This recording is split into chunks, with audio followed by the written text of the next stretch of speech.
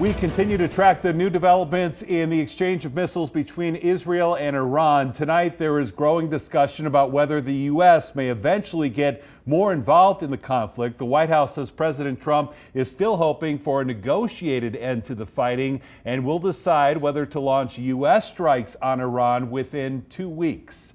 President Trump has reportedly approved a plan to attack Iran, but is holding off on giving the final order. Good evening, everyone. Glad you're with us tonight. I'm Jim Snyder. And I'm Marie Mortera. According to the Wall Street Journal, the president shared the instructions with the military in the White House Situation Room. I have ideas as to what to do, but I haven't made a final. I like to make the final decision 1 second before it's due, because things change. According to the Journal's report, the White House hopes additional pressure from the U.S. will convince Iran to stand down.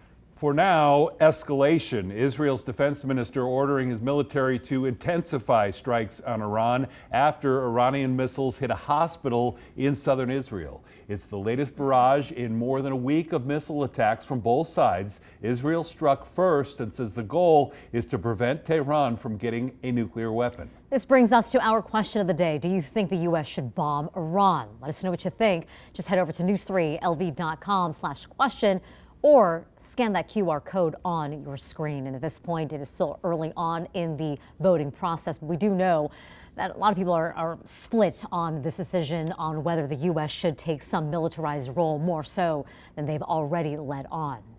As the missiles continue to strike, some of them intercepted midair, but not all. We're getting firsthand accounts tonight of what it's like in Israel right now. And those reports are coming from Las Vegas residents who are actually there or have close family members in Israel.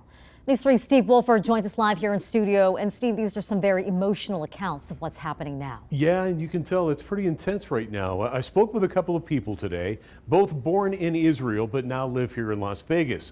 One has a daughter living in Israel. The other is there with his wife and young children as we speak, waiting for Ben Gurion Airport to open so they can fly back to Las Vegas. So since it started, we don't sleep really. She doesn't have a safe room or a bomb shelter in her house. Lilach Levaton's 24-year-old daughter lives in the Tel Aviv area. She has an app on her phone that lets her know when the air defense sirens are activated in her daughter's neighborhood and is terrified knowing what happens next as Iranian missiles are coming her daughter's way. It's an old building in Tel Aviv area, and they need to get out of the house, run outside in the street, and to get to a bomb shelter with many other people, and hope that they're gonna have enough time to get there. And when it's over, and I just waiting for the text from her, just the word, safe. As with all Israelis, Lilach and her daughter have both served active duty in the Israeli military. I asked her who's more afraid. Of course me. Of course me. But you need to understand, I'm gonna say it, but don't get it wrong. She's kind of used to it. The people of Israel are used to it, but it doesn't mean that it's easy. Las Vegas resident Ilan Sandler in Israel with his wife and children says the sound of the air defense sirens is terrifying. It's basically the unknown. You stay in the room, wife, kid, and to be honest, you just pray that it's not gonna be you.